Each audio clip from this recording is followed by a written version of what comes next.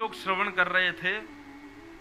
7 बरस के हमारे कन्हैया ने 7 कोस लंबे चौड़े गिरिराज पर्वत को अपने बाम हस्त की कन्नी उंगली पर धारण कर लिया।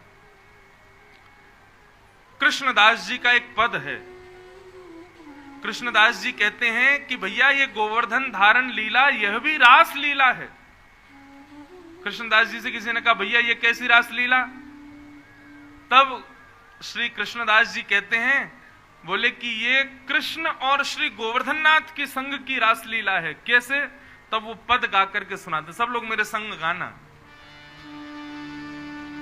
कान्हा कुंवर के कर पल्लव पर मानो गोवर्धन नृत्य करे।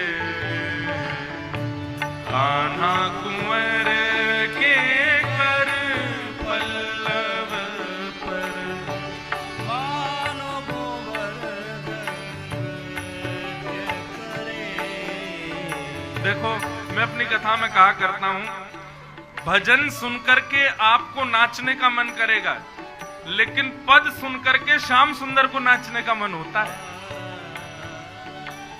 भजन सुन के आपके हाथ पांव थिरकेंगे, लेकिन पद सुनकर के मन रूपी मयूर नृत्य करता है। ये भजन नहीं है, ये पद हैं। इनका गान जरूर करो और स्वर में करो। स्वर में नहीं कर सकते, राग में करो। राग में नहीं कर सकते, अनुराग में करो, लेकिन करो। शांत नहीं बैठना, सब लोग गाओ और रूप का दर्शन करो। ठाकुर जी के नख पर श्री गिरिराज जी नृत्य कर रहे हैं और श्री कृष्णदास जी कितना सुंदर वर्णन कर रहे हैं। हे कान्हा कुंवर के कर पल्लव पर मानो गोवर्धन नृत्य करे। कान्हा कुंवर के कर पल्लव मानो गोवर्धन। अब आप कहोगे महाराज जी नृत्य के लिए तो स्वर चाहिए, ताल चाहिए, कुछ राग चाहिए, तभी तो नृत्य होगा। बिना स्वर ताल रागों के नृत्य कैसे हो सकता है? गोवर्धन लीला जब हो रही है तो वहां कौन गा रहा है, कौन ताल बजा रहा है, कौन संगीत प्रकट कर रहा है जिस पर गिरिराज जी नाच रहे हैं? कितना सुंदर वर्णन कर रहे हैं। ज्यों ज्यों तान उठत मुरली में, ज्यों ज्यों तान उठत मुरली। ठाकुर जी के फेंट में बंधी बंसी अपने आप ही बज रही है। ठाकुर जी बजा नहीं रहे, अपने आप बज रही है। ठाकुर जी ने एक हाथ से गिरिराज जी उठाए, दूसरी हाथ से फेंट से बंसी निकाली और उसको अपने अधर पर धारण कर लिया। वंशी को श्याम सुंदर नहीं बजा रहे, वो खुद ही बज रही है। ठाकुर जी ने तो केवल अपने अधर पर रखा, एक हाथ से गिरिराज जी, दूसरे हाथ से वंशी। कितना सुंदर स्वरूप है। ज्यों ज्यों तान उठत मुरली की, ज्यों ज्यों तान उठत मुरली की, त्यों त्यों लालन अधर धरे। मानो गोवर्धन नृत्य करे। कान्हा कुंवर के कर पल्लव पर मानो गोवर्धन। श्री गोवर्धननाथ की जय हो।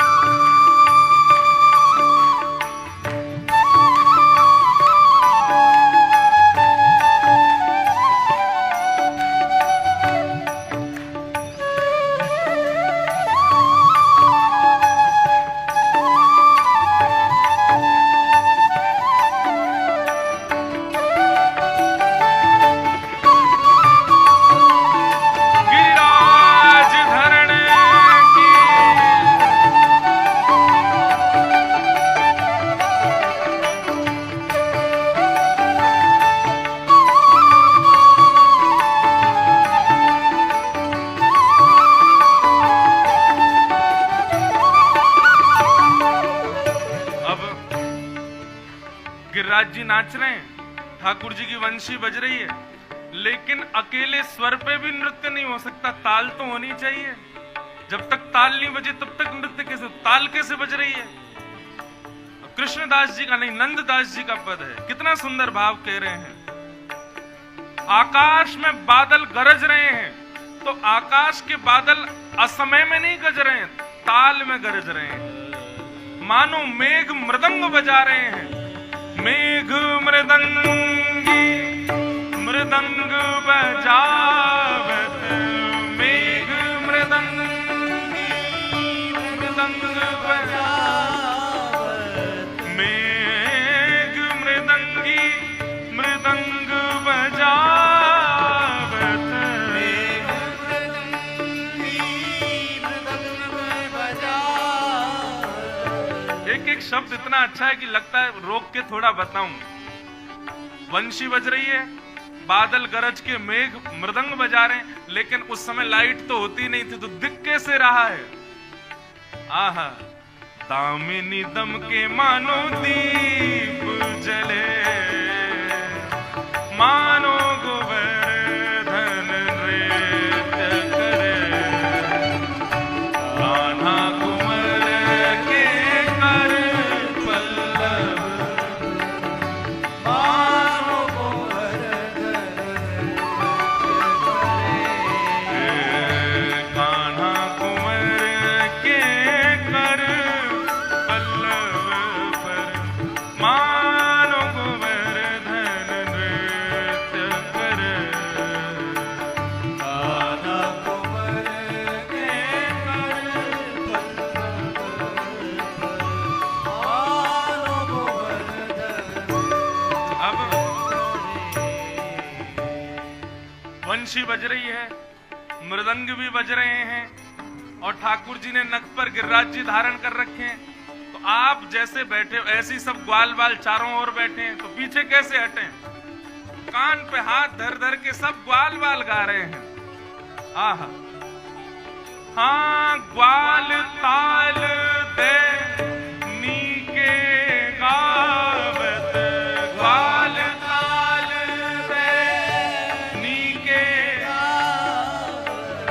ग्वाल ताल दे नीके गावत, ग्वाल ताल दे नीके गावत, गायन के संग सुर जो भरे, मानो गोवर्धन नृत्य करे। अब देखो, ग्वाल ताल दे नीके गावत, वंशी बजा रहे हैं ठाकुर जी, मृदंग बज रही है, तो ग्वाल बाल कह रहे हैं भैया कोई गावे वालों भी चाहिए। तो ग्वाल बाल सब कान पे हाथ धर के गा रहे हैं, ठाकुर जी वंशी बजा रहे हैं, और नंददास जी कह रहे हैं केवल ग्वाल बाल नहीं गा रहे, गैया भी रम्मा रही है ना, अम्मा अम्मा, वो भी स्वर में कर रही है। आहा, गायन के संग सुर जो भरे, मानो गोवर्धन नृत्य करे,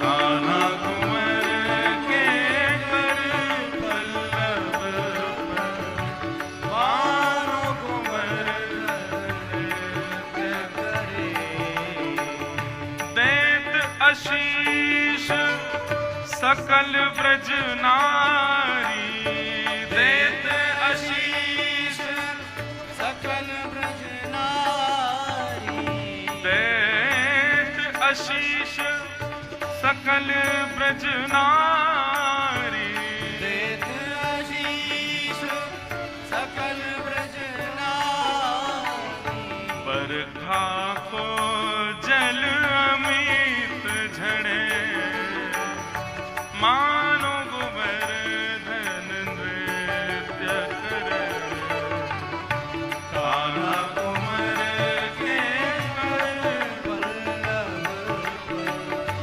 मानो गोवर्धन नृत्य करे। अति अद्भुत अवसर गिरधर को, अति अद्भुत अवसर गिरधर अति अद्भुत अवसर गिरधर को, अति अद्भुत अवसर गिरधर नंद दास के दुख हरे, मानो गोवर्धन नृत्य करे, कान्हा कुंवर के कर पल्लव पर, मानो गोवर्धन नृत्य करे, कान्हा कुंवर के कर पल्लव पर, मानो गोवर्धन नृत्य करे, कान्हा कुंवर के कर पल्लव मानो गोवर्धन। श्री गोवर्धन नाथ की जय। कितना सुंदर भाव प्रस्तुत कर रहे हैं श्री नंददास जी। बोले भैया 7 दिन का इससे सुखद अवसर क्या होगा। श्री गोवर्धन नाथ जी जो हैं ये हरिदास वर्य हैं, हरिदासों में सर्वश्रेष्ठ हैं। आज ठाकुर जी के कर कमलों पर नृत्य कर रहे हैं, वंशी ठाकुर जी बजा रहे हैं, बादल के आकाश के बादल गरज करके मृदंग बजा रहे हैं, ग्वाल बाल ताल दे दे करके गा रहे हैं, गैया भी बीच बीच में रम्मा करके स्वर बढ़ा रही हैं, गोपी जन सब आशीष दे रहे हैं, नंद दास के दुख हरे। ऐसी ये गोवर्धन लीला। कल कितना सुंदर बाहर ठाकुर जी का मनोरथ हुआ। कल मौसम भी ऐसा था कि मानो जैसा रहा होगा।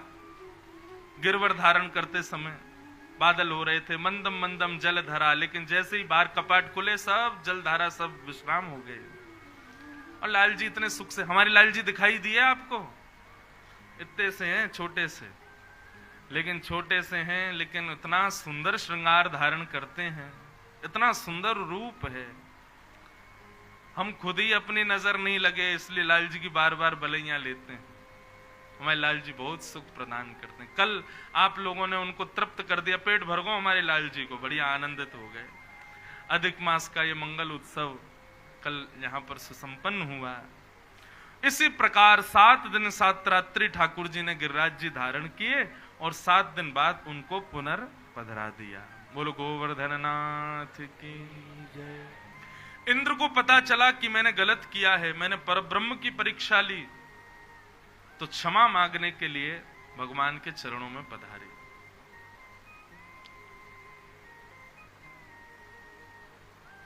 बंधुओं, गलती सबसे होती है, अपराध हम सब करते हैं। मैं व्यासपीठ पर बैठा हूं, मुझसे कुछ नहीं होता होगा ऐसा नहीं है, मेरे से भी हो जाते हैं। लेकिन अपराध का बोध हो जाना, अपने अपराध को स्वीकार कर लेना, उसी से ही अपराध का दोष नष्ट हो जाता है। अपराध बढ़ता कब ज्यादा है, जब हम उसके दोष को स्वीकार नहीं करते। हमें पता है हमने अपराध किया, किसी ने आकर के बता दिया कि ये तुमने अपराध किया, और उसके बाद भी हम लड़ रहे हैं अपने आप को सही साबित करने के लिए, ये अपराध को और प्रचंड बना देता है।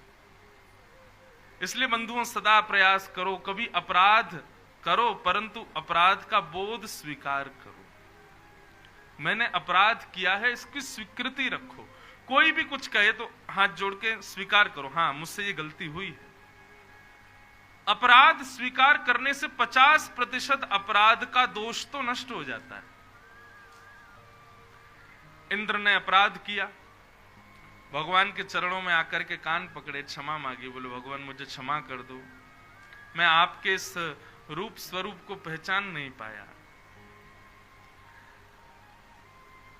ठाकुर जी ने इंद्र को कहा कि भाई देखो कोई बात नहीं, लेकिन तुम्हारे अपराध से कुछ भला हुआ। क्या भला हुआ? सब ब्रजवासी मेरे समीप आ गए, सबका मुझसे और ज्यादा प्रेम हो गया, गिरिराज जी को मेरा सानिध्य मिल गया। ये सब तुम्हारे अपराध से हुआ, इसलिए हम तुम्हारे अपराध को क्षमा करते हैं। लेकिन अहंकार रहित होकर के अपनी पदवी का ध्यान रखो। इंद्र हो तो कुछ भी करोगे ऐसा मत विचार करो। आइंदा ऐसा अपराध करोगे तो तुमको क्षमा नहीं मिलेगी। और भगवान ने उसको क्षमा कर दिया।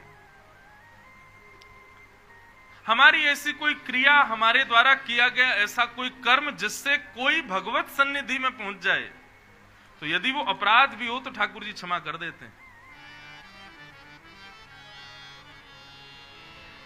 गोस्वामी तुलसीदास जी महाराज अपनी पत्नी से बहुत प्रेम करते थे, एक क्षण भी अपनी पत्नी के बिना रहते नहीं थे। 5 वर्ष तक अपनी पत्नी को मायके नहीं जाने दिया गोस्वामी जी ने। 5 वर्ष बाद मौका पाकर के पत्नी चली गई तो गोस्वामी जी व्याकुल हो गए, रोते बिलखते जैसे तैसे नदी में शव के ऊपर चढ़ के नदी पार कर गए, सांप पकड़ करके पहाड़ पर चढ़ गए, क्या क्या नहीं किया।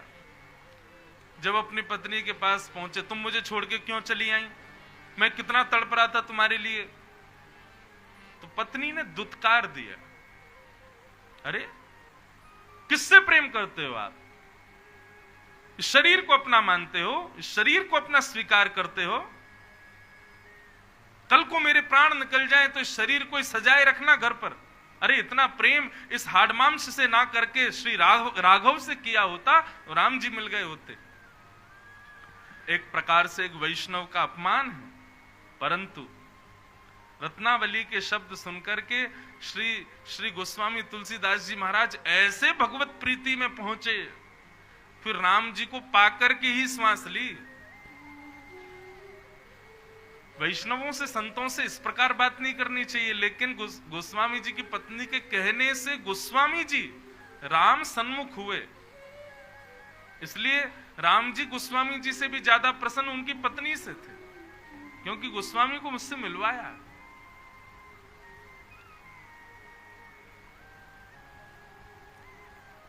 इसलिए भैया अपराध तो कभी करना नहीं चाहिए, भगवत अपराध तो कभी नहीं करना चाहिए, लेकिन आपके द्वारा गलती से हो जाए और उससे सामने वाला भगवत सन्मुख हो जाए तो ठाकुर जी उसको क्षमा कर देते हैं। इंद्र के भाव से यही पता चलता है। जीव सन्मुख होना चाहिए, बस कैसे भी हो, ठाकुर जी को वही प्रिय है। इंद्र को ठाकुर जी ने समझाया, आज के बाद ऐसा मत करना। इंद्र बोला, जो आज्ञा भगवान, क्षमा। अब यहां एक छोटी सी कथा मुझे याद आ रही है।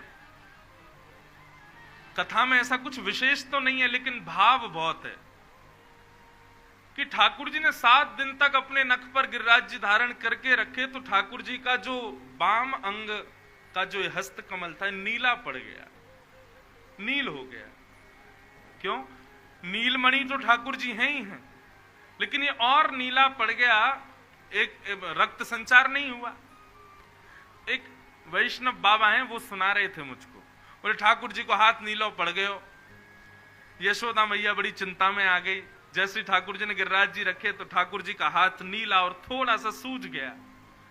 यशोदा मैया बोले, मेरे लाला को श्रम है गयो, मेरे लाला को दर्द है रहे होगो, अरे कोई औषधि बताओ, कोई वैद्य आओ, मेरे लाला की पीड़ा कैसे दूर होगी, न कुछ बताओ। तब ठाकुर जी मैया की गोद में गए, मुस्कुरा के हुए बोले, मैया इतनो चिंता काहे को कर रही है। बोले, देख लाला तेरो हाथ कैसा है गयो, नीलो पड़ गयो, भारी है गयो है, सूज गयो है, या को कैसे ठीक करूं मैं। बोले, मैया मुकु या की एक औषधि पता है। बोले, कहा 7.5 वर्ष के हैं ठाकुर जी। कितने वर्ष के? 7.5। और 7.5 वर्ष के ठाकुर जी मैया से कह रहे हैं, मैया तो एक काम कर, गिरिराज जी की कोई गुफा में चल के और मुंह को अपनो पयोधर पवाए दे, मुंह को अपनो दूध पिवाए दे, तेरो दूध पी के मेरी पीड़ा दूर रह जाएगी। और 7.5 वर्ष के लाल जी को मैया गोवर्धन की कंदरा में लेके जाती है, अपने पयोधर पिलाती है। तब ठाकुर जी कहते हैं, देख मैया मेरा हाथ ठीक है गयो। तो वैष्णव मुझे समझा रहे थे, भैया हम सबके घर में ठाकुर जी और ठाकुर जी एक ही आकृति में रहते हैं। मेरे लाल जी ऐसे ही रहते हैं, किसी के ठाकुर जी ऐसे ही रहते हैं, और वर्षों से ऐसे ही बैठे हैं, पीड़ा तो होती होगी ना। तो बोले, हम क्या करें, हम सब यशोदा हैं, हम सब यशोदा अपने हृदय में स्थित भाव रूपी पेय का ठाकुर जी को पान करावें। रात्रि पूरे दिन ठाकुर जी को दर्शन कराओ सबको, पर रात्रि शयन से पहले एकांत में आप ठाकुर जी के पास बैठो और अपने हृदय के सारे भाव ठाकुर जी को सुनाओ। मानो अपने हृदय का पेय दूध ठाकुर जी को पिलाओ, उससे ठाकुर जी की जो पीड़ा है, ऐसे बैठे हैं या ऐसे बैठे हैं, वो सब ठीक हो जाती है। इसीलिए हमारे ब्रज के रसिक जन कहते हैं, रसिक प्रीतम हित चित्त की बातें श्री गिरधारी जी सो कहिए, तलेटी गोवर्धन की रहिए। ठाकुर जी को 1.25 मन दूध चढ़ा रहे हैं, 56 भोग लगा रहे हैं, ये सब व्यंजन की बात है, लेकिन वास्तविक ठाकुर जी भूखे हमारे भाव के हैं, हमारे हृदय के प्रेम के हैं। अपना प्रेम प्रकट करो एकांत में। हम अब शयन, मैं पूरे दिन तो कथा आदि में रहता हूं, तो कभी कभी शयन कराता हूं ठाकुर जी को। तो शयन के समय इत्र ले लेते हैं, ठाकुर जी के वस्त्र आदि कम करके, और फिर ठाकुर जी की मालिश करते रहेंगे। फिर बताते हैं पूरे दिन क्या हुआ, आज कथा हुई, कथा में ऐसा हुआ। एक माता जी सामने सो रही थी और उनको मैं देख रहा था, और उनको देख के मुझे भी नींद आ रही थी, लेकिन फिर भी मैंने कथा करी। एक माता जी पानी पे पानी पिए जा रही थी, मेरा गला सूख रहा था। तो ऐसे एक कथा में बड़े भाव वाले व्यक्ति आए, वो आंखों से रो रहे थे ठाकुर जी आपकी कथा सुन के। ये सब बातें उनको बताते हैं तो ऐसा लगता है मानो ठाकुर जी सुख में भर गए हो। असली पेट ठाकुर जी का अब भरा। राम सुखदास जी महाराज यही तो कहते थे, ठाकुर जी से चर्चाएं किया करो, ठाकुर जी से बैठ के वार्ताएं करो, एकांत में अपने भाव उद्गार ठाकुर जी से कहो। ठाकुर जी को वो प्रिय है। और ज्यादा कुछ नहीं कर सकते तो बस घर से बाहर जाओ या लौट करके आओ, तब ठाकुर जी से कहो ठाकुर जी हम जा रहे हैं, और लौट के आओ तो ठाकुर जी हम आ गए। बस इतनी वार्ता कर लो, इसी से ठाकुर जी प्रसन्न हैं। अपने सब भाव अपने ठाकुर जी से कहो। एक ना एक दिन ऐसा आएगा बंधुओं, ठाकुर जी प्रति उत्तर दिया करेंगे। ठाकुर जी अपने भाव आपसे कहेंगे, और वो भाव कहेंगे स्वर में सुनाई दे ऐसा जरूरी नहीं है। आपके अंदर ही भाव उत्पन्न होने लगेगा कि ठाकुर जी ये आज्ञा दे रहे हैं, और वही सत्य है। रसिक प्रीतम हित चित्त की बातें श्री गिरधारी जी सो कहिए, तलेटी श्री गोवर्धन की रही।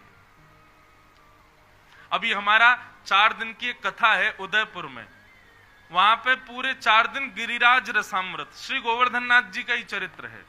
4 दिन तक,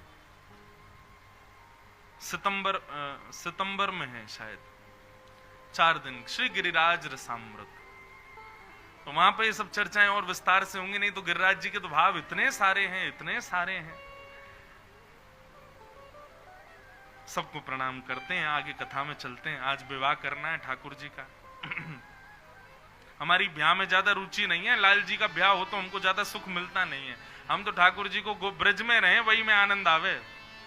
अगर हमसे कोई कहे महाराज जी खुली छूट है कथा करो, तो हम ठाकुर जी का कोई ब्याह होने ही नहीं दे। लाला तुम तो ब्रज में ही रहो, हे कन्हैया तुम ब्रज में ही विराजो, बस यहां से मत जाओ। लेकिन अब कथा का क्रम है, इतने सब सज गए सामग्री, और सब सज धज के बैठे हैं। आज तो गहने दिख रहे हैं सबके। तो मैंने कि चलो अब ब्याह करते हैं। हमारी रुचि नहीं है, लेकिन लाल जी की बड़ी रुचि है।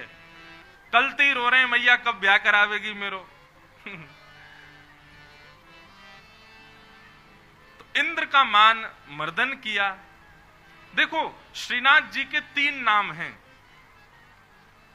बहुत ध्यान से सुनना। श्रीनाथ जी ऐसे खड़े हैं, और एक नाग आपको दिखता होगा, वो नाग ऐसे करके नीचे से ऊपर जाता है। 3 रूप एक साथ विद्यमान है श्रीनाथ जी में, गोवर्धन नाथ में। देव दमन, नाग दमन और इंद्र दमन, 3 ठाकुर जी। देव दमन यानी कि ब्रह्मा का मोह नष्ट किया। नाग दमन यानी कि कालिया नाग पर नृत्य किया, इसलिए नाग जाता है ठाकुर जी के अंग से। और इंद्र दमन मतलब गिरिराज जी धारण करके ठाकुर जी ने इंद्र दमन किया। ये जो ऐसे मुट्ठी बांध करके बैठे हैं ना, ये मुट्ठी ब्रह्मा के लिए है। ब्रह्मा तेरा पूरा ब्रह्मांड मेरी मुट्ठी में है, और देख यहाँ जेठ में मैंने अपनी कमर पे बांध रखा है। जब मन चाहेगा। एक बार ठाकुर जी ने मुंदरी चुरा ली थी राधा रानी की, तो सब सखियां बोले लाला तेरे फेंट में मुंदरी रखी, या फेंट खोल। तो ठाकुर जी बोले फेंट खोल दई ना तो सबरो ब्रह्मांड डामाडोल है जाएगा। मैंने पूरा ब्रह्मांड बांध रखो अपनी फेंट में। तो ठाकुर जी अपनी फेंट में ब्रह्मांड बांध के मानो अपनी मुट्ठी से ऐसे खड़े, एक भुजा ऊपर करके मानो ये इंद्र दमन, इंद्र का मान मर्दन कर रहे हैं। और यहां कंधे से एक नाग जा रहा है, इसका मतलब कालिया नाग का मर्दन कर रहे हैं। ये तीन स्वरूप एक ही ठाकुर जी में, इंद्र दमन, देव दमन, नाग दमन। और एक और बात बताएं, ये जो श्रीनाथ जी है ना, ये यशोदा के हृदय के ठाकुर जी। मैंने एक कथा सुनाई है पूर्व में भी, पर आज एक और कह करके फिर मैं आगे चलूं। जब भगवान ब्रज छोड़ करके चले गए, द्वारिका में निवास करने लगे, 16,108 ब्याह हो गए, भगवान के अनेक संतान हो गए, तब वर्णन आता है कि कुरुक्षेत्र में सूर्य ग्रहण के समय पर द्वारिका के लोग भी गए और ब्रज के लोग भी आए। तब यशोदा मैया भगवान से सैकड़ों वर्ष बाद मिलने आई। मेरी मैया आई है ये सुनकर के द्वारिकाधीश तुरंत मचल गए। यशोदा मैया को आंखों से कम दिखाई देता है, बहुत वृद्ध हो गई मैया। भगवान की आयु इस समय 100 से ऊपर की रही होगी, जबकि ये घटना है। तो सोचो यशोदा मैया की कितनी रही होगी। द्वापर में लोगों की आयु ज्यादा होती थी ना। तो यशोदा मैया का हाथ पकड़ करके ठाकुर जी लाए और मैया से बोले, मैया देख, सामने देख, ये सब तेरो ही परिवार है। मैया बोली, अरे जल्दी बता लाला, तेरी बहू कौन सी है? ठाकुर जी बोले, कौन सी बहू ते मिलवाऊं? बोले, लाला मैंने सुनिए तेने बड़े ब्याह किए। बोले, हाँ मैया 16,108 हैं, और बोले सब तेरी देन है। मैया बोली, क्यों?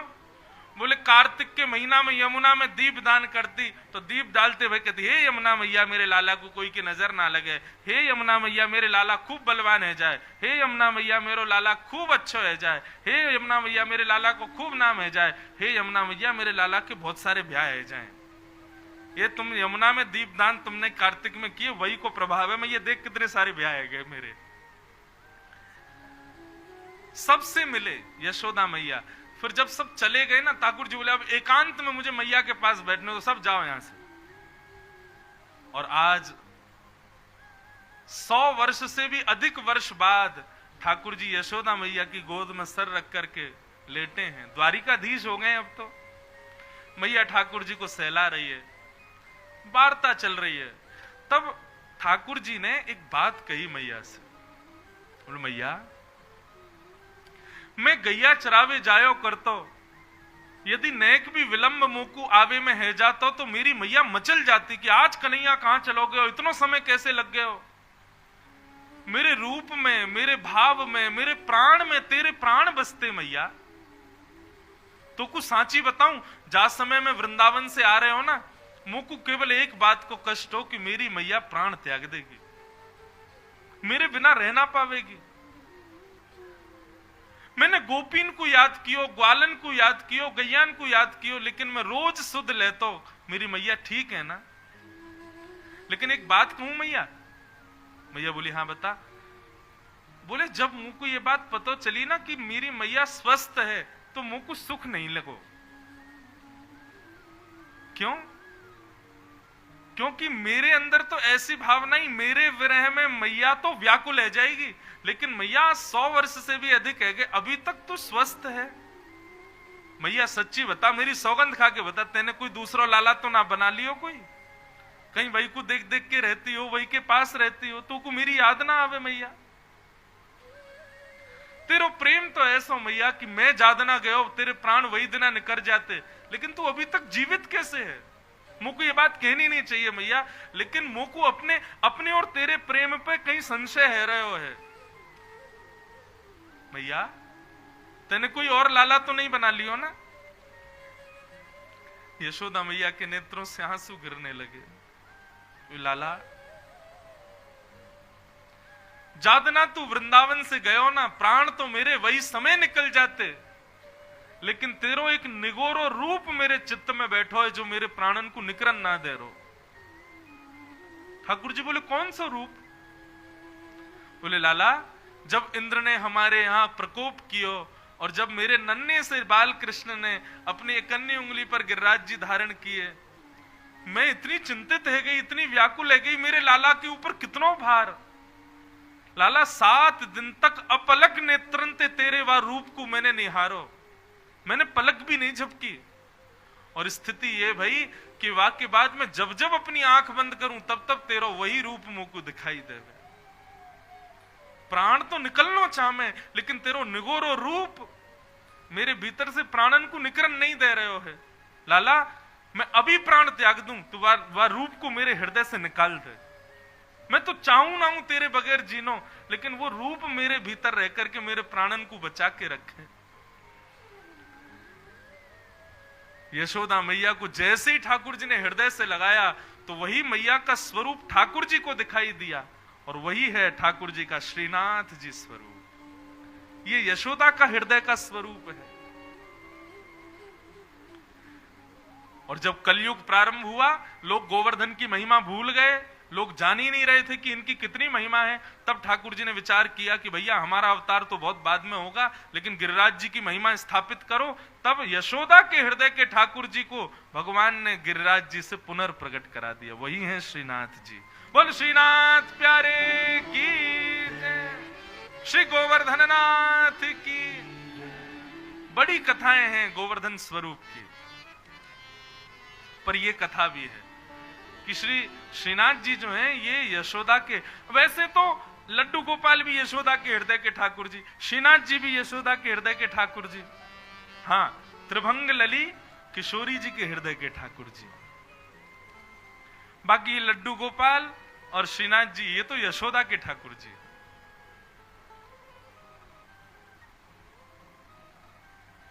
मेरो तो मन ही ना है रो ब्रज से बाहर जावे को, यही सब लीलाएं सुनाता रहूं, इतना आनंद आता है इनको कहने में। बोलो गोवर्धन नाथ की जय। ठाकुर जी ने गिरिराज जी धारण। कल मैंने एक बात कही थी बंधुओं, श्री गोवर्धन स्वरूप जो है ये हमारी इंद्रियों का वर्धन करता है भक्ति में।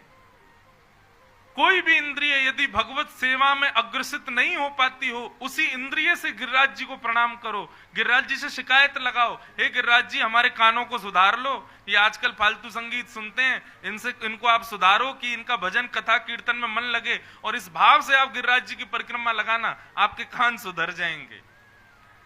आपके हस्त कमल यदि सेवा नहीं कर पा रहे, ठाकुर जी की सेवा में त्रुटि हो रही है, परिक्रमा लगाओ गिरिराज जी की, कहो हमारे हाथों को सुधारो नाथ। इनका नाम है गौ, यानी कि इंद्रियां, और उनका जो कृष्ण भक्ति में वर्धन करे वही है श्री गोवर्धन। बारंबार प्रणाम करते हैं। और आगे गैयाओं ने ठाकुर जी का नामकरण किया। भगवान ने गौ रक्षा की ना, गिरिराज जी उठा के सब गायों को बचाया, तो गैयाओं ने भगवान का नामकरण किया गोवर्धन। गैयाओं ने भगवान का नामकरण किया गोविंद। ये गोविंद जो है ये गायों के द्वारा भगवान का नामकरण है। अच्छा, जो अति वृद्ध लोग हैं, जिनकी आयु 60 से ऊपर चली गई है, ऐसे लोगों को गोविंद शब्द का उच्चारण ज्यादा करना चाहिए। गोविंद गोविंद गोविंद गोविंद गोविंद।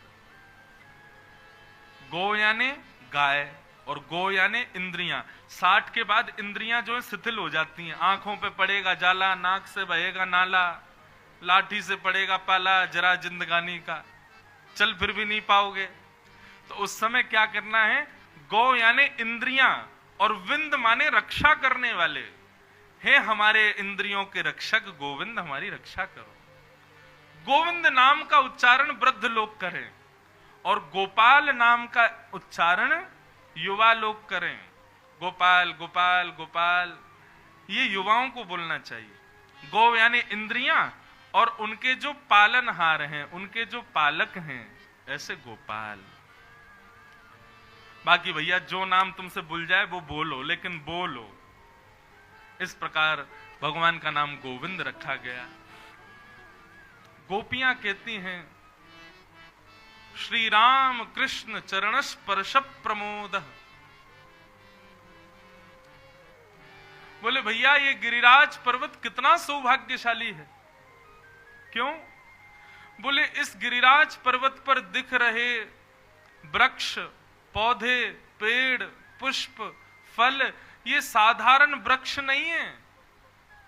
गोपियां बोली तो फिर क्या है? बोले कि जब कृष्ण अपनी गैया चराने के लिए गिरिराज जी पर जाते हैं और जैसे ही अपने कोमल चरणार बिंदों को गिरिराज जी से स्पर्श कराते हैं तो कन्हैया के चरणों का स्पर्श पाते ही गिरिराज जी के रोंगटे इनके रूप में खड़े हो जाते हैं। ये पौधे वृक्ष आदि, ये वृक्ष पौधे नहीं है, बोले गिरिराज जी के रोंगटे हैं। बोले हमारे लाला के आते ही पुष्पित पल्लवित और खड़े हो जाते। ऐसे हरिदास वर्य श्री गिरिराज जी को हम प्रणाम करते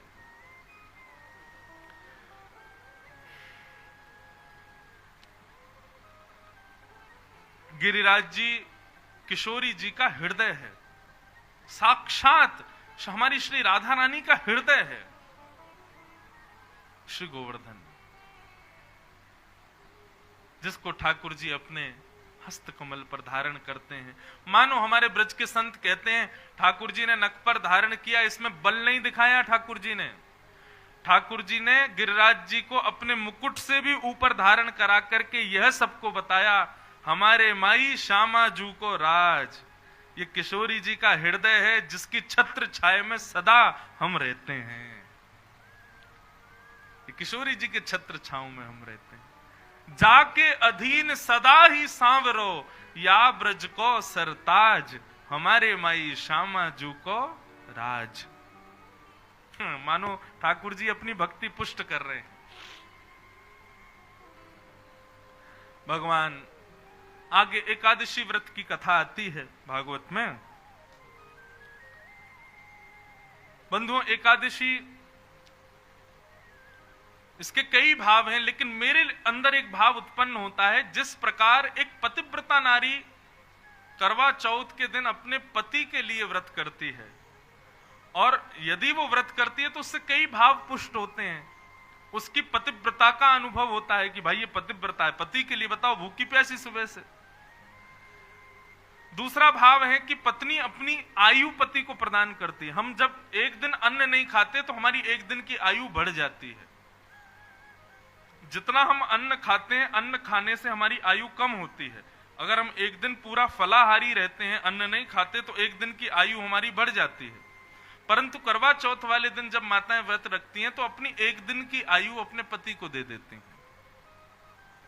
मुझे लगता है ठीक वैसे ही हम वैष्णवों की, हम कृष्ण भक्तों की, हम ठाकुर जी के प्रेमियों की हर महीने करवा चौथ है एकादशी। यदि हम भक्ति भाव वैष्णव में पुष्ट हैं तो हमको एकादशी रखनी चाहिए। जैसे एक पतिव्रता नारी करती है करवा चौथ, ऐसे ही एक भक्ति व्रत व्यक्ति को, वैष्णव को एकादशी का व्रत करना चाहिए। लोग कहते हैं ठाकुर जी को अपनी मूल्य से मूल्यवान वस्तु प्रदान करो, सोना चांदी हीरे जवाहरात दक्षिणा दे दोगे। ठाकुर जी कहेंगे अरे दारी के ये सब तो मेरो ही है, लक्ष्मी मेरी पत्नी है, वही मुंह को चढ़ा रहा है। एकादशी के दिन जब हम अन्न नहीं खाते तो हमारी एक दिन की आयु जो बढ़ जाती है। हमने एकादशी किसके लिए रखी? अपने ठाकुर जी के लिए रखी। मानो सबसे ज्यादा बहुमूल्य हमारा जीवन हम अपने एक दिन की आयु ठाकुर जी के चरणों में अर्पित कर देते हैं। ठाकुर जी ये स्वीकार करो, इससे ज्यादा हम पे कुछ है नहीं देने को। वैष्णव की तीन निष्ठा, तुलसी निष्ठा, नाम निष्ठा और एकादशी निष्ठा, ये तीन निष्ठाओं में विशेष ध्यान रखो। एकादशी व्रत की कथा बताई, फिर जागरण हुआ था ब्रज में, देवी जागरण कराया नंद बाबा ने एक बार। उस देवी जागरण में रात्रि भर ब्रजवासियों ने खूब गायन किया, देवी को प्रसन्न किया। समय न जानते हुए रात्रि में नंद बाबा ने यमुना जी में स्नान किया तो यम के दूत नंद बाबा को पकड़ करके ले जाने लगे। रात्रि में जल में स्नान नहीं करना चाहिए, ब्रह्म मुहूर्त में ही स्नान कल मैं जहां रुका हूं, कल हम नीलकंठ दर्शन करने गए, बहुत देर हो गई आने में, तो रात्रि में जहां मैं रुका हूं वहां जब मैं जा रहा था, बिल्कुल गंगा जी का तट है, राम झूला के बिल्कुल बगल में, तो रात्रि में कुछ लोग उसमें स्नान कर रहे थे और समय होगा करीब 11 बजे का, 11-12 बजे। तो भोजन प्रसाद पाकर के मैं अपने कक्ष की बालकनी में खड़ा था, तो देख रहा था, तो मैंने कहा ये रात्रि में स्नान कर रहे हैं, उचित नहीं है। अब इनको कौन समझाए? ऊधम मचा रहे थे, नहा नहीं रहे थे, कूद रहे थे गंगा जी में। थोड़ी देर हम अंदर घूम के फिर बाहर आए तो देखा पुलिस वाले लाठी लेके मार रहे थे उनको। मैंने की जय हो, गंगा मैया ने खुद ही उनको दे दिया प्रसाद। रात्रि में नदी में स्नान नहीं, और वह भी गंगा। जैसे हम विश्राम करते हैं वैसे ही सब विश्राम करते हैं, रात्रि में नहीं करना चाहिए, ब्रह्म मुहूर्त में करो। 3:45 के बाद आप स्नान कर सकते हो शुद्ध नदियों में, और उस समय का किया गया स्नान तो आप नदी में नहीं, आप गंगा में, आप साक्षात अमृत में स्नान कर रहे थे।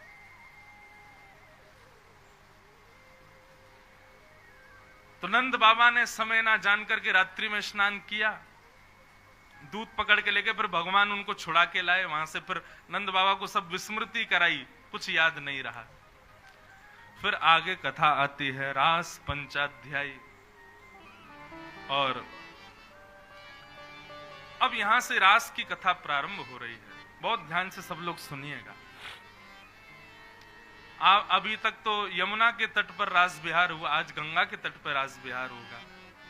वैसे ऋषिकेश, हमारे महाराज जी जितने भी नगरों में मैंने कथा की है उनमें सबसे ज्यादा कथा मेरी ऋषिकेश में ही हुई है। ये 5वीं कथा है। 2 बार तो आपके यहाँ ही हुई है, और 1 बार तो हमारी अकिंचन कथा हुई थी, सुबह 3 बजे से होती थी। ब्रह्मपुरी में, यहां से आगे जाते हैं तब 2-4 किलोमीटर आगे जाके ब्रह्मपुरी पड़ता है, वहां पर कथा हुई थी सुबह 3 बजे से, लॉकडाउन में। उसके भी कई श्रोता यहां बैठे हैं, उसके यजमान भी बैठे हैं। बाहर से भी बहुत लोग कथा सुनने आते हैं ना, ये सब हमारे श्रोता हैं, प्रेमी जन हैं, सब आते हैं लाल जी से लाड़ लड़ाने, सब वहां भी आते थे कथा सुनने। तो हमारे लाल जी गंगा तट पर ऋषिकेश में साल में 1 बार तो आते हैं और यहाँ रास बिहार करते हैं। कथा में रास की भूमिका होती है तो रास बिहार करते हैं। यहाँ के रास बिहार में विशेषता यह है कि यहाँ पर गोपी स्वरूपा श्री गंगा जी होती हैं, और गंगा जी के साथ ठाकुर जी रास बिहार करते हैं। तो आओ अब रास बिहार की कथा में प्रवेश करें। भगवान पिता रात्रि शरदोत्फुल्ल मल्लिका विक्षरन्तुं मनश्चक्रे योग मायामुपाश्रित।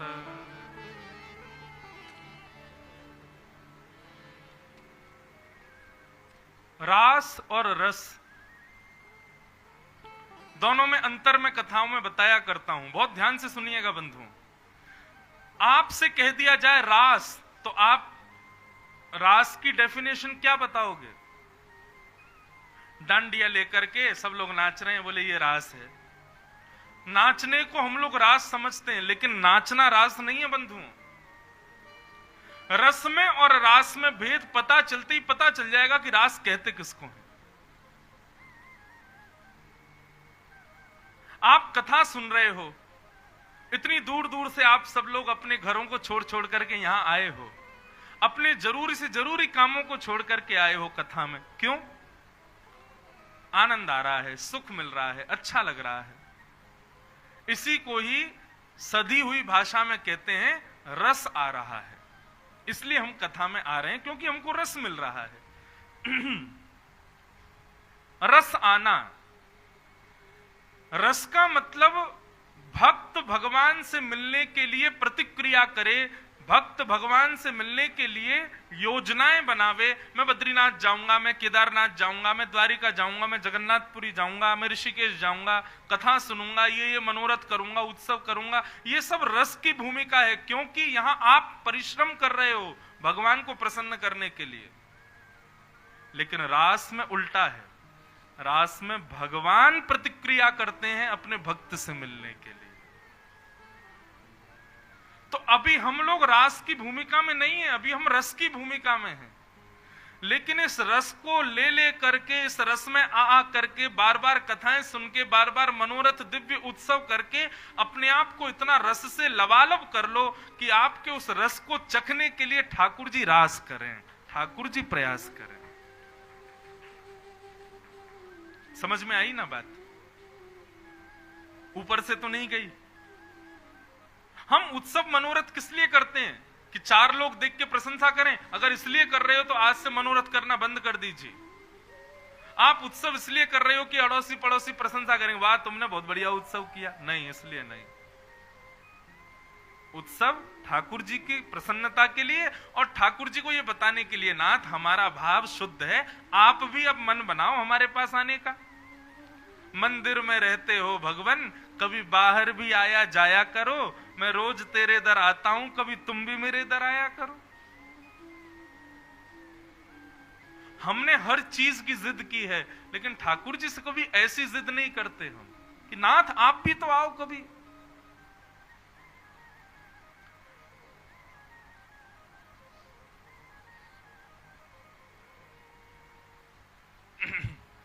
यही है रस में और रास में अंतर।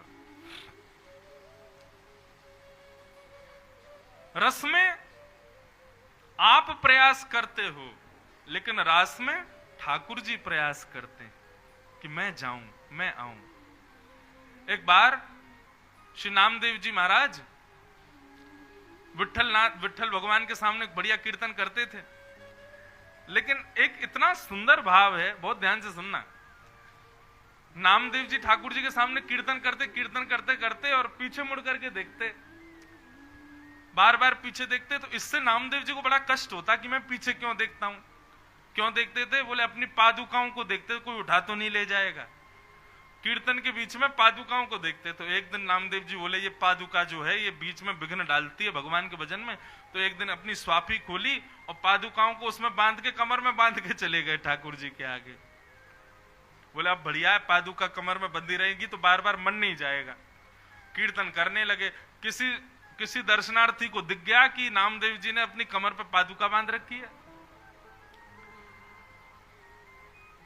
हल्ला मचा दिया। बोले अरे देखो देखो, ये जो है पादुका बांध करके लाए हैं। जैसे पादुका बांध के लाए तो ये बात पता चली, तो दर्शनार्थियों ने हल्ला बोल दिया, महाराज उठा उठा करके सब मारने लगे। भक्त बाहर आकर के रुदन करने लगा।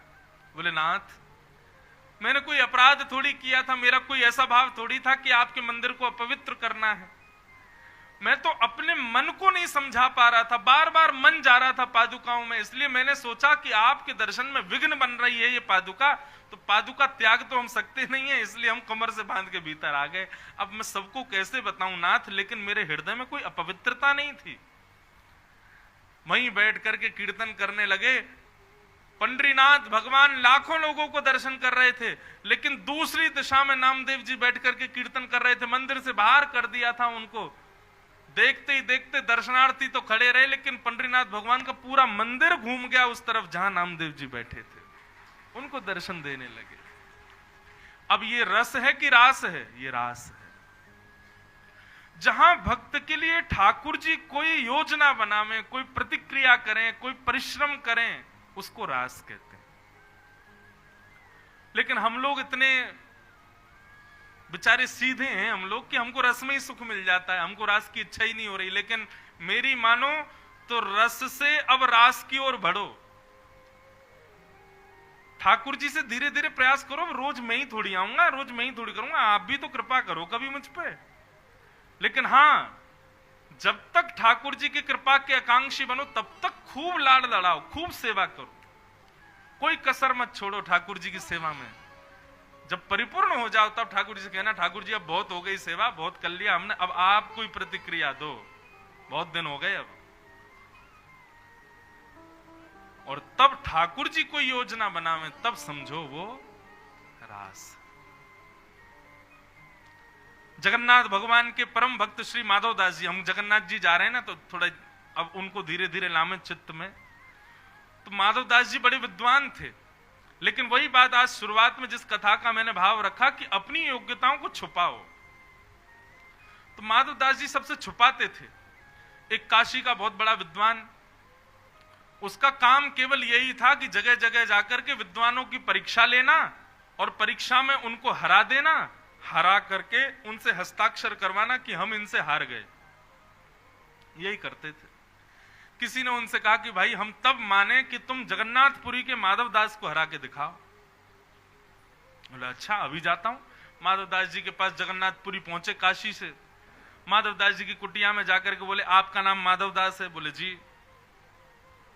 मुझसे शास्त्रार्थ करो और शास्त्रार्थ में मुझे हरा दो। यदि तुमने हरा दिया तो सदा के लिए मैं तुम्हारा दास, लेकिन यदि मैंने तुमको हरा दिया तो मैं जब जब जगन्नाथपुरी आऊंगा मेरे भोजन पानी की सब व्यवस्था तुम करोगे, मेरे रहने की व्यवस्था तुम करोगे और सदा मेरी हाजी हजूरी करते हुए चलोगे और एक भोजपत्र में हस्ताक्षर करके लिख के कहोगे कि मैं इनसे हारा।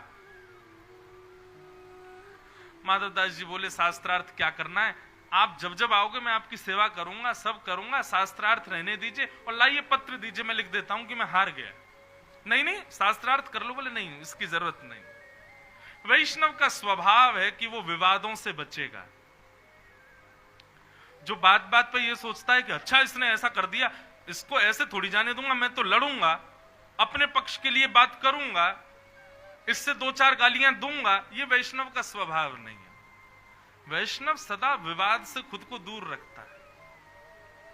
उसने कुछ गलत कर दिया, अब हम बदला लेने के लिए लड़ने का भाव बनावे, ये वैष्णव का स्वरूप नहीं है। माधवदास जी बोले लाओ पत्र दो, मैं लिख देता हूं कि मैं आपसे हार गया।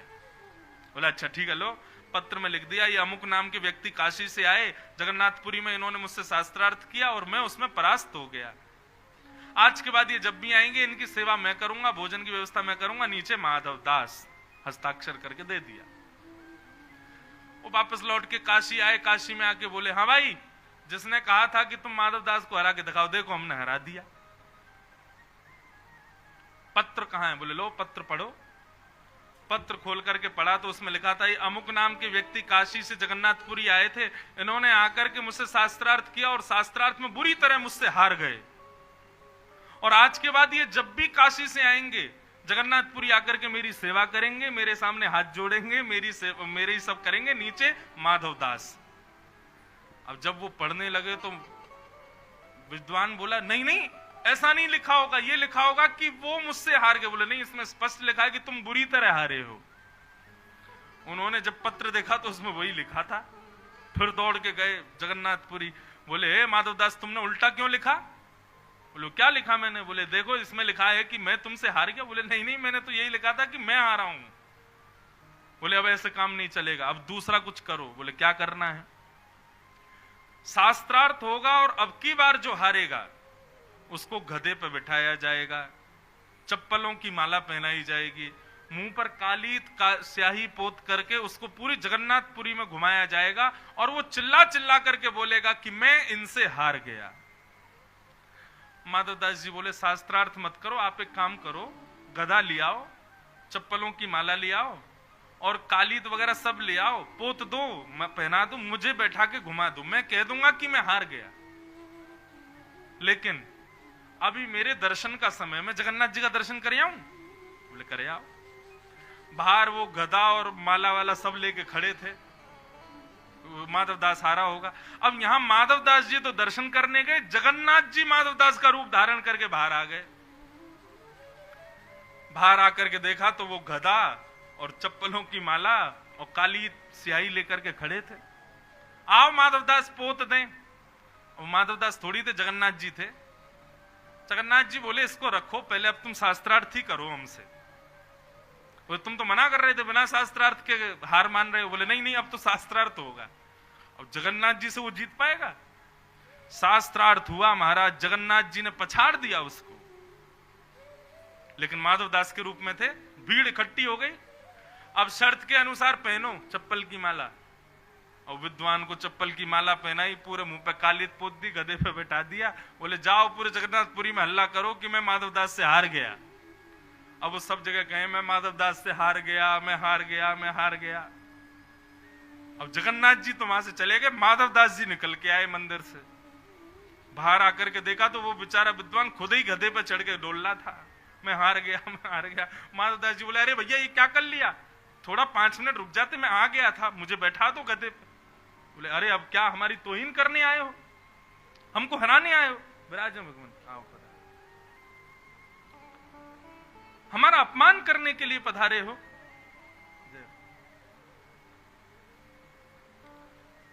श्रीमन्नारायण नारायण नारायण।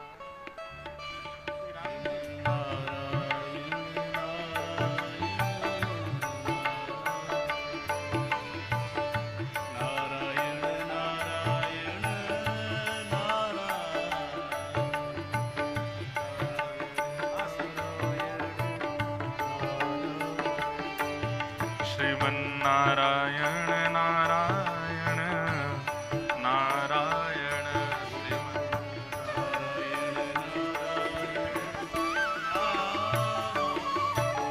तो माधवदास जी बोले नेक रुक जाते भैया, हम अभी आ गए थे 5 मिनट में, तुम तो खुद ही बैठ गए गधे पे। बोले रहने दो, हमारी तोहीन करना चाहते हो? एक तो भरे समाज में हमको हरा दिया और उसके बाद अब हमसे और कुछ। अरे भैया हार गए, मान ली हमने, स्वीकार कर लिया, हम तुमसे नहीं जीत पाएंगे। माधवदास जी बोले मैंने तो कुछ किया ही नहीं। सब आके माधवदास जी को प्रणाम करें। बोले आपकी विद्वत्ता को प्रणाम है। माधवदास जी ने पीछे मुड़ करके जैसे जगन्नाथ मंदिर की ओर देखा तो एक और माधवदास खड़े थे और वो माधवदास देखते ही देखते जगन्नाथ जी के रूप में परिवर्तित हो गए। इसको कहते हैं रास। ये है रास। रास का मतलब केवल नृत्य नहीं है बंधुओं, उसको केवल नाचने गाने में मत लो। रास का मतलब अपने भक्त की रक्षार्थ भगवान कोई लीला करें, क्रिया करें, भगवान करें वो रास, भक्त करे वो रस। तो ये है रास पंचाध्यायी। अब आप कहोगे तो फिर महाराज जी गोपियों के संग रास, गोपियों के संग नृत्य क्यों किया? अरे भाई आपके घर कोई महात्मा आ जाते हैं तो आप इतने प्रसन्न हो जाते हो कि हाथ पांव की सुध बुध खो देते हो। भगवान स्वयं आ जाएंगे तो क्या करोगे? नाचोगे ही, फिर नृत्य ही होगा। मैंने एक दिन और कथा में कहा था, नृत्य हम जानबूझ करके करें वो श्रेष्ठ नृत्य नहीं है। नृत्य वो मानो जहां देह अपनी सुध भूल करके अपने आप नाचने लग जाए, वो नृत्य है।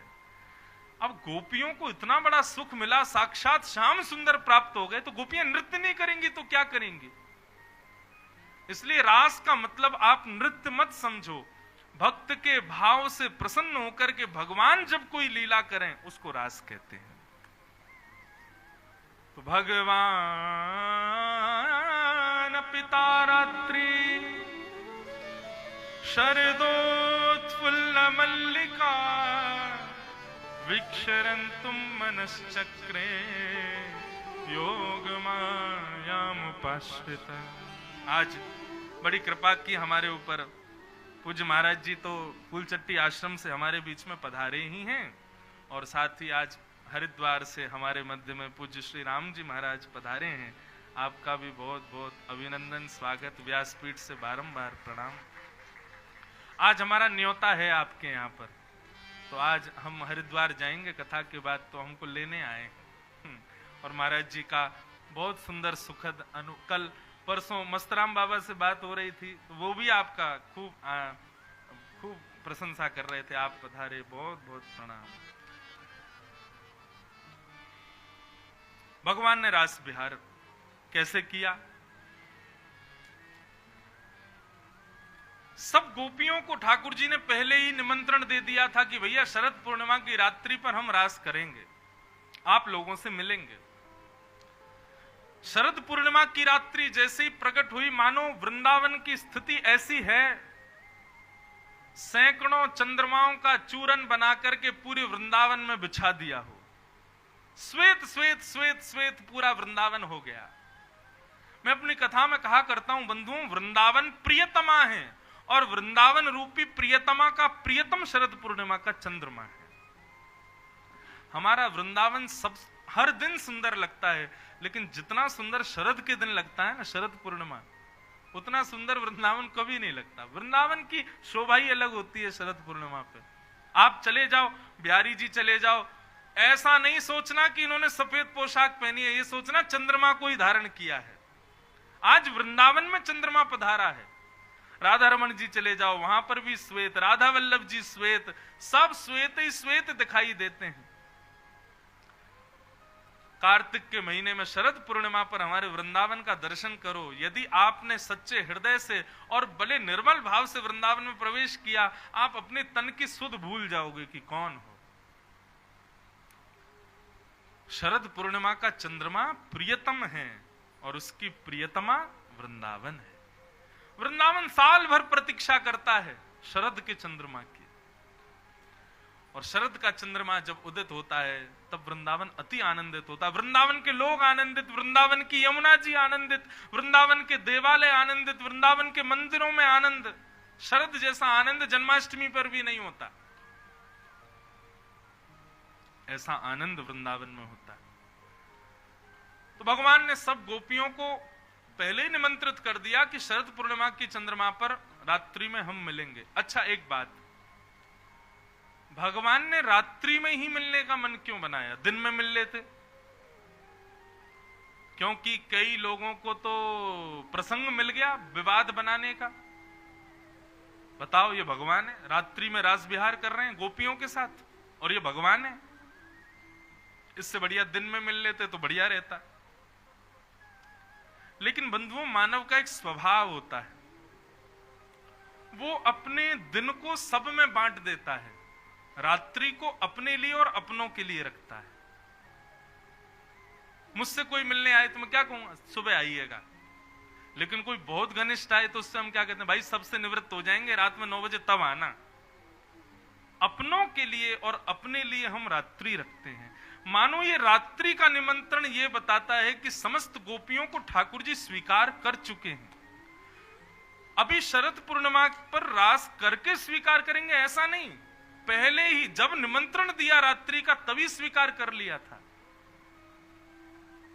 एफ मत करियो, वो डी ही रहती हूं।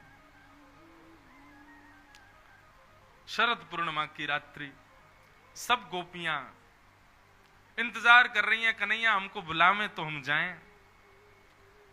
सब गोपियां अपने अपने कार्यों में व्यस्त, कोई गाय का दूध दोह रही है, कोई श्रृंगार कर रही है, कोई भोजन बना रही है, कोई पति को भोजन पवा रही है। लेकिन देह से तो क्रिया कर रही है, चित्त वृत्ति से प्रतीक्षा कर रही है कि श्याम सुंदर कब पुकारेंगे, कब बुलाएंगे। इतने में ही ठाकुर जी ने वन में जाकर के अपनी अधरों पर वेणु को धारण किया, अपनी कोमल उंगलियों से छिद्रों को आच्छादित किया, और जैसे ही प्राण पिरोए वंशी में, तो कृष्ण प्रेम में उन्मुक्त गोपियों को ऐसा नहीं लगा कि वेणु की स्वर आ रहे हैं, मानो ऐसा लगा स्वयं श्याम सुंदर स्वर में पुकार रहे हैं कि अरे गोपियों, मैं तुम्हारी प्रतीक्षा कर रहा हूं, जल्दी आओ।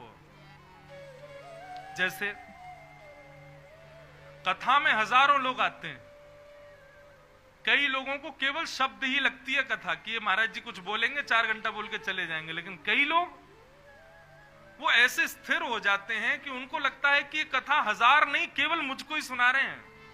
यहां जो भी बातें मेरे लिए कही जा रही है, एक एक शब्द उसको रस के समान, एक एक शब्द उसको अपने लिए सुनाई देने लगता है। ऐसी ही स्थिति वहां गोपियों की होती है। यदि ऐसी स्थिति कथा सुनते हुए आपकी हो रही है कि मानो सुध नहीं, बगल में कौन, पीछे कौन, आगे कौन, आसपास कौन, बस व्यास जी मुझे ही सुना रहे हैं, ये इस भाव में मैं ही विद्यमान हूं, तो समझो भागवत रूपी वेणु आपको पुकार रही है, आपका निमंत्रण कर रही है। ठाकुर जी वंशी बजा रहे हैं तो ग्वाल बालों को लगो, अरे देखो नंद को लाला कितनी बढ़िया वंशी बजा रहे है। लेकिन कृष्ण प्रेम में उन्मुक्त गोपियां मचल उठी। क्यों? वंशी तो इतने दिनों से बजा रहे थे, तब तो नहीं मचली। क्योंकि आज की वंशी में आवाहन है, आज की वंशी में आकर्षण है, आज की वंशी में निमंत्रण है, और केवल उन्हीं को निमंत्रण है जो निमंत्रित हैं, जो कृष्ण प्रेम में उन्मुक्त हैं। आयोजनों में वीवीआईपी पास उन्हीं को दिया जाता है जिन्होंने आयोजन करने के लिए कुछ राशि दी हो। होता है ना, बड़े बड़े कार्यक्रम होते हैं, वीवीआईपी पास किसको मिलता है? जिसने 1 लाख के 2 लाख की रसीद कटवाई हो, आयोजन में कुछ पैसा दिया तो वीवीआईपी टिकट भी उसको मिलती है। ठीक वैसे ही वंशी तो पूरे वृंदावन को सुनाई दे रही है, लेकिन निमंत्रण वीवीआईपी तो केवल उन्हीं को मिल रहा है जिन्होंने प्रेम रूपी राशि दी हो ठाकुर जी को।